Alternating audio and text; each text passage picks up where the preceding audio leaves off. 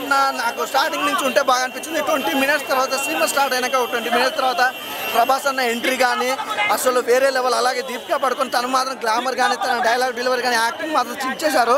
అలాగే అమితాబ్ బచ్చన్ గారి క్యారెక్టర్ అయితే ఇంకో నెక్స్ట్ లెవెల్. కమల్ హాసన్ గారి క్యారెక్టర్ అయితే అదిరిపోయింది భయ్యా. నిజంగా బ్రహ్మానందం గారు కామెడీ కూడా ఎంజాయ్ చేస్తారు. మెయిన్ ఇంకా హైలైట్స్ ఏంటంటే క్లైమాక్స్ ఇది విజయ్ దేవరకొండ రావడం అసలు రఫ్ ఉంటుంది. చాలా బాగుంది సినిమా. Production values, background music, RR everything పర్ఫెక్ట్గా ఉంది సినిమా. ఈరోజు ఐమాక్స్లో మెయిన్ ఇవాళ 2 స్పెషల్ డేస్ అన్నమాట. మెయిన్ వచ్చి ప్రభాస్ వాళ్ళ మదర్ రావడం, అలాగే ఐమాక్స్కి బుజ్జి రావడం ఇస్ ఎ క్రేజీ అన్నమాట. సూపర్గా ఉందన్న సినిమా. అసలు ఏమాత్రం తగ్గాల్సిన అవసరం లేదు. ఏమాత్రం బాహుబలి సినిమా ఎలా రికార్డులు బ్రేక్ చేసిందో ఇది అంతకు మించి ఉందండి. రికార్డులు అసలు కాంప్రమైజ్ అనేది లేదు సినిమా.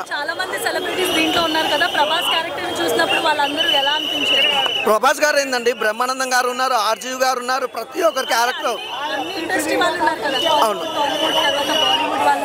అవును ప్రతి ఒక్క ఇండస్ట్రీ నుంచి ఒక యాక్టర్ అయితే ఖచ్చితంగా ఉన్నారండి, ఇందులో ఎలాంటి డౌట్ లేదు. కానీ సినిమా మాత్రం మిమ్మల్ని అయితే అలా అసలు కూర్చోబెట్టేస్తుంది. అలా ఉంది సినిమా. హాలీవుడ్ ఏందండి, హాలీవుడ్లో కూడా సినిమా తీయాలంటే ఇప్పుడు తెలుగు ఇండస్ట్రీలో కలికి సినిమా చూపించాలి. అలా ఉంది. హైలైట్ అన్న 2000 కోట్ల నుంచి 3000 కోట్ల దాకా హైలైట్ అన్న. ప్రభాస్ అన్న హైలైట్ క్లైమాక్స్ అయితే హైలైట్. ప్రభాస్ అన్న హైలైట్ చూపించిండు. విష్ణుమూర్తి అవతారం హైలైట్.